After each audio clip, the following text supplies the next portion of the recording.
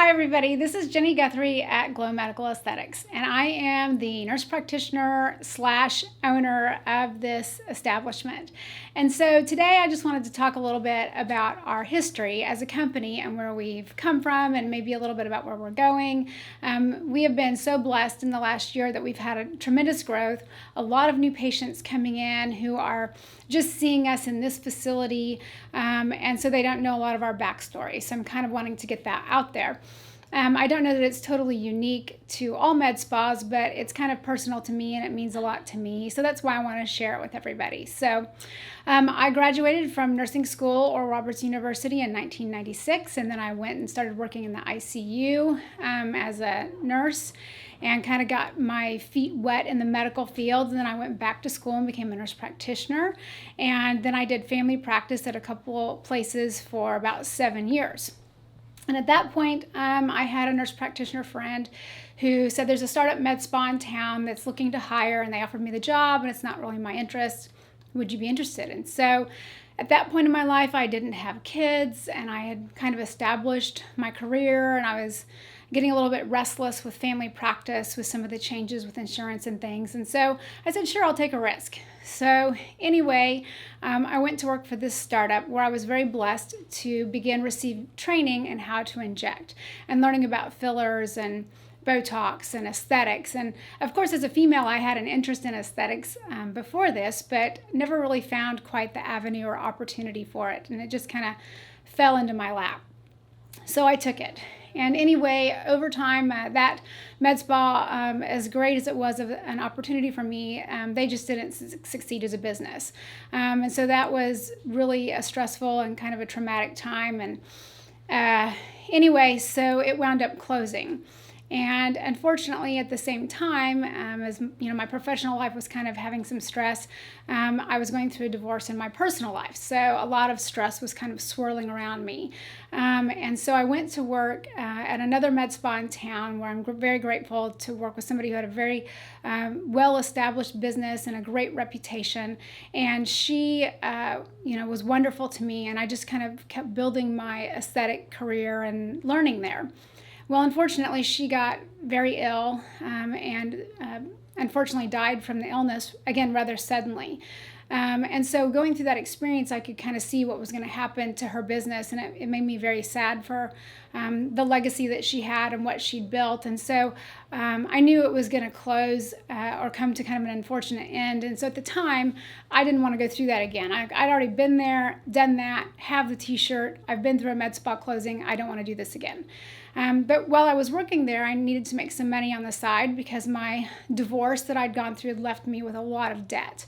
And so I needed to do something, and I had a non-compete clause with her, and so I wanted to honor that. And I had a friend who I called in Enid, and I was like, hey, would you like to do a Botox party? Again, probably not always, I didn't always do things the way things should be done nowadays, but it was slightly different time. So I went out to Enid and I did a Botox party at a salon there in town. And that salon owner wanted to have somebody come and rent a room from her and come out once a month. So that's what I did. I just went out there, no advertising, complete word of mouth, and just began treating patients with Botox and began to develop a clientele. And so I was able to bring in some extra money on the side and pay off my debt and not violate my non-compete. So that's actually the roots of Enid and how that location got started. People ask me all the time, why Enid? Well, part of it was because of my non-compete, but the other part of it is I just absolutely love that community and I love the women there. I love going there. I feel like it's my home away from home. It's my second home. And when I pull into Enid, my heart's happy to be there. So that's how we got started. And so the money that I began making in Enid as it grew, I just invested back into the Tulsa location because once the med spa closed here in Tulsa and the non-compete was no longer an issue, I then began treating friends and family out of my house. Also, Not a way that I recommend that you start your medical practice, but it was a little bit different time. And I guess I was more of a risk taker than I thought I was, but I just was frankly desperate and needing to make some money. And so those people began referring their friends to my house. And so I kind of had this little mini med spa set up in the room in my house, and it just kind of began to grow, and more people were sending their friends to me. And so I added chemical peels and I added microneedling all out of my house. Again, don't recommend doing that, but this was back, about 10 years ago, maybe even 11 years ago at this point. And so at some point, it was kind of growing enough that it became weird that people were coming to my house. So I was like, okay, I need to do something different. And it was never really my intention to have a business. It was never my original heart, oh, I'm going to have this business and this is my vision to have employees or any of that. Frankly, I just liked doing aesthetics, and I liked helping people, and I liked connecting with the women, and I liked the relationships I was building. And so that's kind of why I kept at it. Well, then I sublet from a makeup artist in town for a while, which that again just kind of fell into my lap, and how that happened, and it was a good fit at the time, and I thought, okay, this will work. So I rented a room from her, and I was there 1 or 2 days a week, just kind of seeing patients. And I was still working part-time as a nurse practitioner, working in internal medicine and a radiology practice and different kind of practices, so I could make my primary income that way, and just kind of build the business without a lot of debt or expense. Well, that makeup artist decided to move and didn't really give me a lot of notice. So I was back at my house. So kind of suddenly and without a lot of warning. And so finally I thought, okay, I need, and that actually happened to me in Enid as well. The original person that I was subletting from kind of just yanked the rug out from under me and moved without telling me and not giving me a lot of notice. And so then I found another place to go to, and that was much better and had a much better working relationship long-term, a little bit more stability there. But after that happened to me kind of twice in 2 different areas, I thought, all right, I need my own space. I can't keep relying on other people. That may also be the only child in me. I'm kind of not always the best team player, and group projects in college were not always my favorite thing because I felt like, a few people did the work and the rest of the people just kind of skated along. So I thought, I'm just not going to rely on somebody else for their space, because either they're folding or they're dying or then they flake out on me. So that was kind of my history.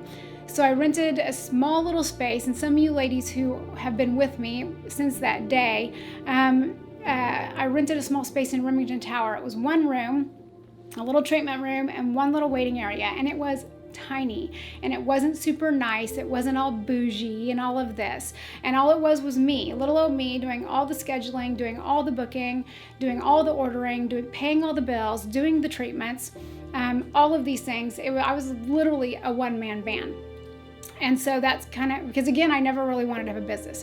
I just was kind of doing this. I was making extra money on the side, and I enjoyed doing it, and I wanted to have a great skill set, and I was learning, and it challenged me. So I just kind of kept on. And so my lease came up in Remington Tower, and I was wanting to expand and grow a little bit because it was tiny, and we just needed something a little bit nicer. And the lady that was doing the leasing would never call me back. And so I have learned not to push those things. And although it bothered me and I wanted to keep calling her, I just kind of put it in God's hands, and I said, okay, I'm just going to kind of wait on this, and I'm going to trust, and I'm not going to try to push it or force it. And then my medical director, who I've had the great blessing of having a wonderful medical director this whole time, Dr. Michelle Neal Sherwood, called me out of the blue, literally just fell in my lap again. Hey, I've got some space in my office. Would you be interested in moving in there? So it was bigger. It had like a nice desk, and we had 3 treatment rooms. And so compared to where we were in Remington Tower, it was this huge blessing and this huge upgrade. So I said, sure, we'll take it. And so at that point, I'd hired Kelly, who you guys will meet in a future installment. And Kelly came alongside me to help me, because doing it as a one-man band, I was beginning to not be able to keep up with everything, and I knew I needed some help. So anyway, we began in that space over at Functional Medicine Institute at 61st and Sheridan. And we were there for several years, and then we just continued to grow during that time.